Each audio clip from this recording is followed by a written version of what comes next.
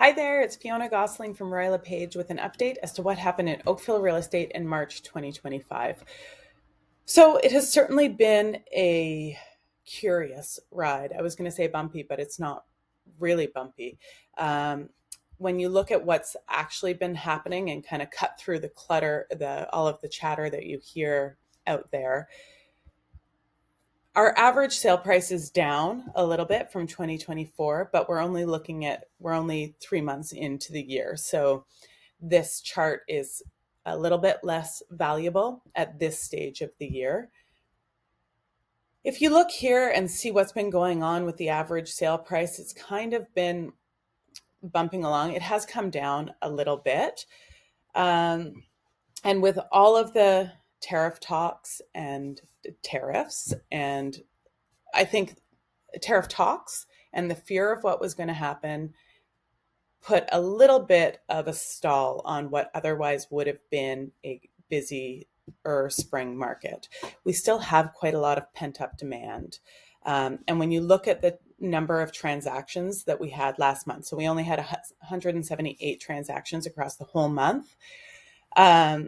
That's still quite low for March, and it's low from 2024 and 2023. Um, and it's really low from kind of pre 2021 or normal transaction volume, historically low for what we normally see in March. So I think that just speaks to buyer confidence, uncertainty around what's going on in the global economy.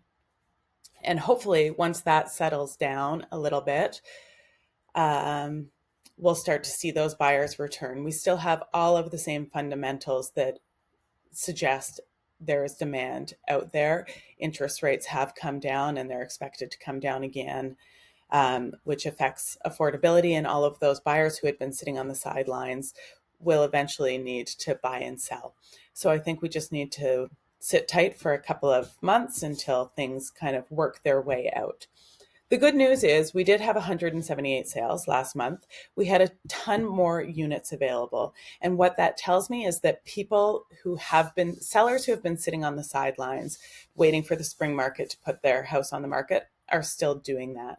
And what typically happens when there's more units available and fewer sales is that prices go down.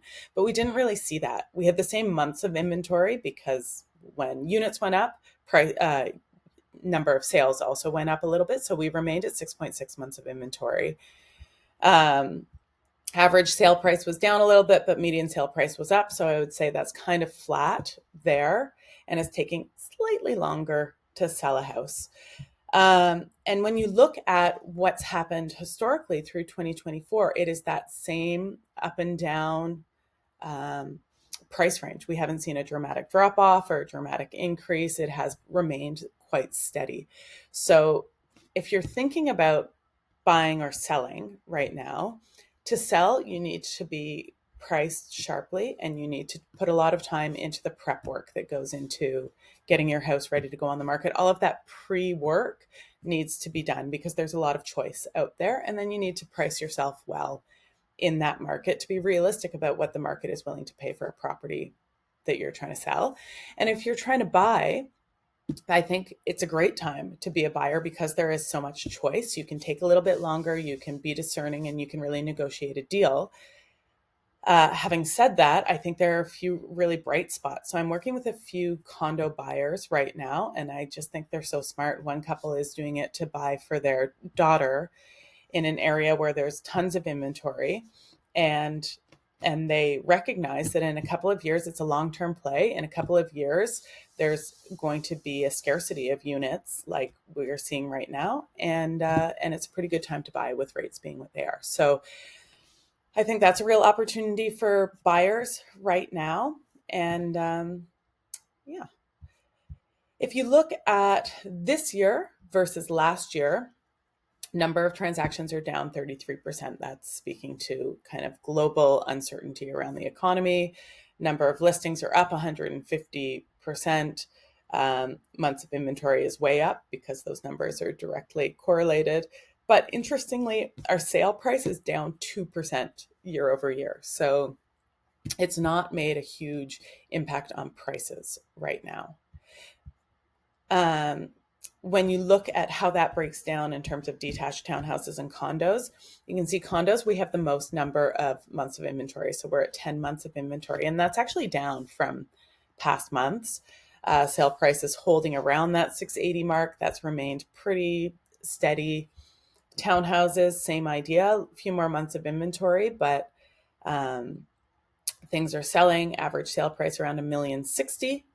And then detached homes, average sale price 1.958. So when you look at detached and how that's held up month over month, or what that trend is, it's down a little bit from last month. It is up from January, and it's a little bit down from December.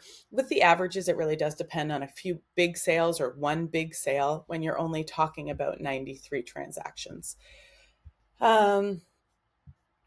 With townhouses, same idea, pretty flat in terms of pricing here. More to choose from, and kind of consistent number of transactions happening there. And then with the condo sales, you can see that our active listings are up. Our months of inventory are down, which suggests or shows people have been getting into the market and actually buying, which is nice to see, and seeing that opportunity there. If you had some specific questions about what's going on, or you're thinking about doing something in 2025 and not sure on timing, I'm happy to have a little bit of a strategy discussion with you and figure out the best way to achieve your real estate goals. I will check back in next month. It should be interesting.